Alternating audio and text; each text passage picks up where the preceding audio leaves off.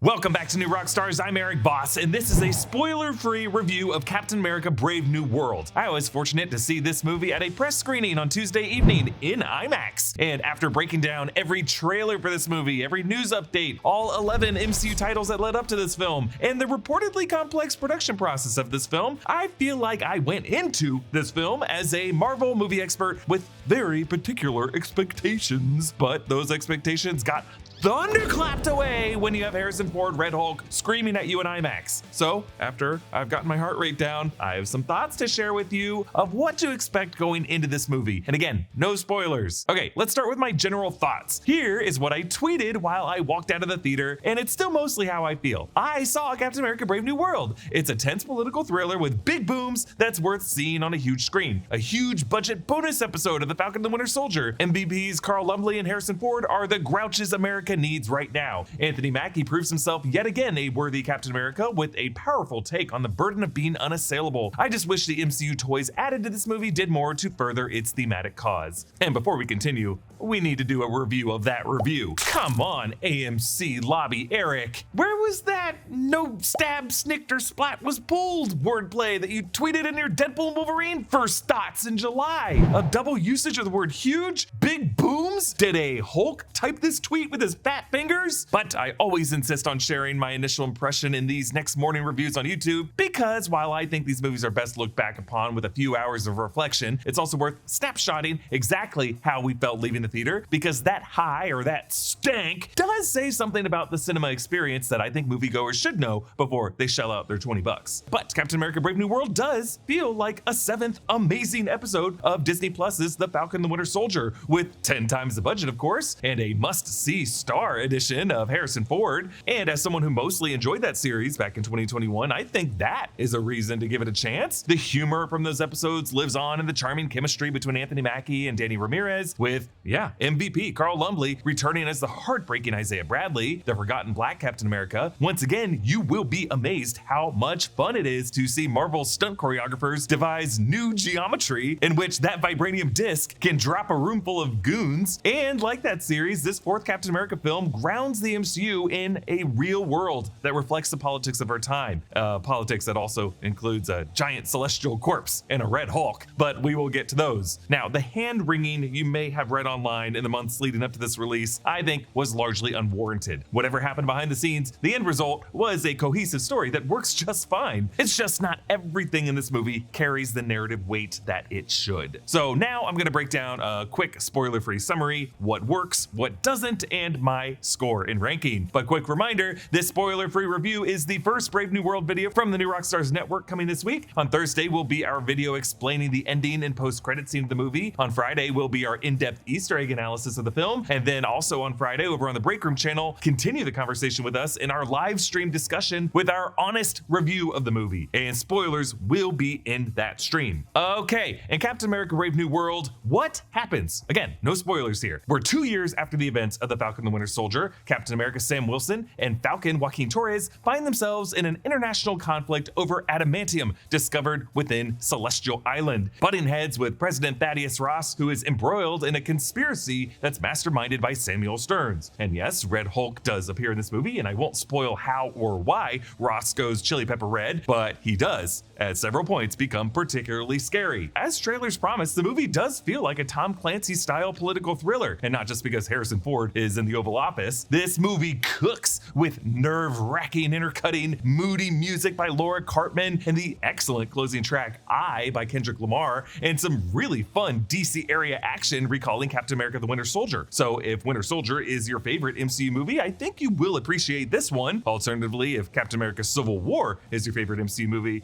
you might feel a bit let down. So, what you'll love. The best parts of the Falcon and the Winter Soldier series are further explored here. Sam Wilson's humility and his angst, his chemistry with the co-pilot, his fierce loyalty to Isaiah Bradley, the Marvel politics, the humor, the shield toss in action, the anxiety of everything coming apart in seconds due to weak men in too powerful positions. It's all here, and it leads to a fully exhilarating aerial battle over Celestial Island in the Indian Ocean. I think this sequence alone is worth your money to see in a theater. Julius Ona knows what he's doing here. He must have picked up some tricks from Top Gun Maverick, but this movie hits you with high soaring action that, in my opinion, is right up there with the best of the Iron Man sequences of the MCU years past. Sam Wilson may now be Captain America, but he combines his new shield attacks with some sick Falcon acrobatics. But looking at the acting, Carl Lumbly certainly gives the best performance of the cast. And I think he deserves to have the kind of career opportunities that 82-year-old Harrison Ford has. Maybe that's just because Harrison Ford has already delighted us with a lifetime's worth of great roles. Still though, Harrison Ford proves that he can still package his iconic grumble with an endearing wink. He fits right in with the MCU. And while the part of President Ross may have been initially conceived for the late William Hurt, Harrison Ford just has an uncanny ability to play a president that we wish we had, maybe even with the Hulk of it all. I do think you will love Red Hulk. It is fun as hell to see him smashing through Washington, D.C., and his final fight with Sam is brutal. But I have to say, I keep going back and forth on whether Marvel should have shown Red Hulk's full form in the trailers. Obviously, they needed to. I'm not sure this movie would have had as big of an opening without them doing this, but the spectacle of the United States president transforming before everyone's eyes into a fire engine red Hulk deserves a jaw-dropping reaction. And I don't know if my reaction in the theater topped the very first time I saw that shot on a big screen in Hall H at San Diego Comic-Con, or all of us saw in any of the many trailers and promos that Marvel has released ahead of this movie. I just think that there might have been a version out there of this movie's marketing that could have just hinted at Red Hulk being in this movie, like that very first shot we saw in the July teaser of just his feet and like the side of his body as he threw the shield down to the pavement. That shot was all I needed. And I wonder if, had we never seen Red Hulk in full close-up until we see the final film, maybe this final act would have hit harder for me. So what you'll miss. My chief complaint with this movie is that the MCU world details do not, in my view, sufficiently forward the narrative agenda of Sam Wilson's struggle as Captain America in a heightened political conflict. Captain America: The Winter Soldier is many Marvel fans' favorite MCU film because it explores Captain America in a real, grounded, cynical political world, and that includes some pretty interesting Marvel twists. Hydra and deadly helicarriers and ghostly AI Zola and brainwashed Bucky coming back from the dead.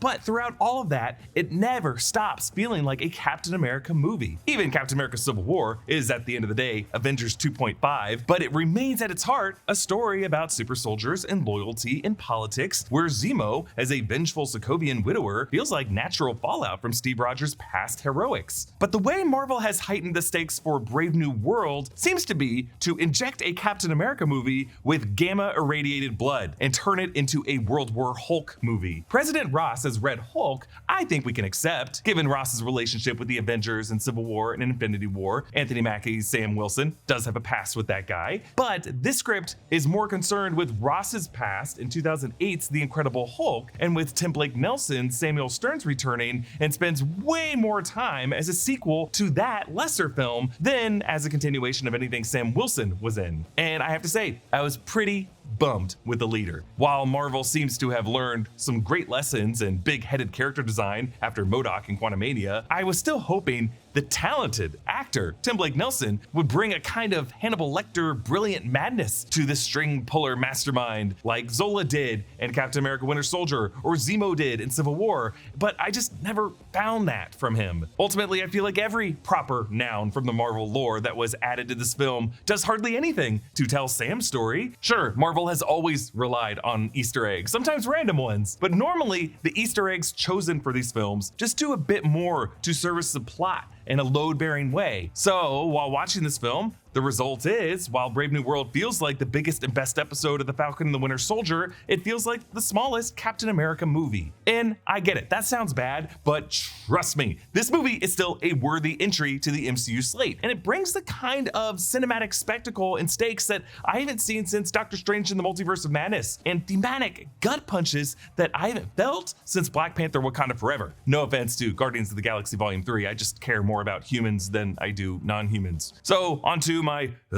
final score and ranking. I have to be fair here and give this movie a beep bop boop beep bop boop beep bop 6.9 out of 10. It's not a 7.0, and it's not a 6.8 in a weird way, and I think you'll understand when you see it. Brave New World is significantly better than many of the recent MCU films. But among the movies of Phase 4 and Phase 5 that have come out since 2021, I still just kind of have to rank it somewhere in the middle there. I can't in this video do a full ranking of every MCU title that has come out since 2008. That's just too many movies, and recency bias comes into play too much. That'll have to be in a different video at some point in the future, or like an ongoing series, I don't know. But looking at this list of 12 films, it's tough because Brave New World does some things better than the 4 movies that I ranked above it, but overall, it just doesn't feel like quite the essential Marvel entry that the 6 movies that I ranked above it felt like. Still, it is an essential Marvel entry. And again, I will have some more nuanced thoughts on what worked and what didn't in this film, and really what happened with this movie on Friday's episode of The Break Room, our honest review, our spoiler Q&A. So tune in for that and subscribe to The Break Room. Comment down below with what you're most curious about headed into this movie, and please consider supporting us by joining the channel as a member for ad-free versions of select videos, and you can grab a great nerdy gift from our merch store, nerdright.shop, like this cool Captain America Brave New World inspired wingspan shirt. You can follow me at EA Voss and subscribe to all the channels in the New Rockstars network for in-depth coverage of everything you love.